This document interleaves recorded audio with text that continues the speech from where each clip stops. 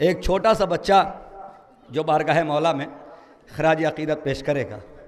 मुझे ये मालूम है एक जुमला कि एक बैत है कि मदह मौला में जो मिंबर पे खड़ा होता है उसका कद सारे ज़माने से बड़ा होता है, उसका कद सारे ज़माने से बड़ा होता है। मोहम्मद सल्लल्लाहु से गुजारिश है तशरीफ़ लाएँ, आप हज़रात से गुजारिश है नारे सलवात से इस्तकबाल करें। मोहम्मद सल्लल्लाहु औज़ु बिल्लाहि मिनश शैतानिर रजीम, बिस्मिल्लाहिर रहमानिर रहीम।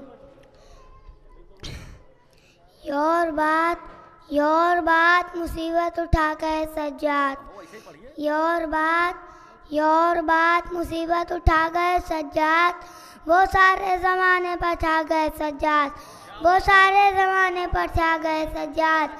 फिर जुलूस लेके 72 की कामयाबी का यजीद देख तेरे घर में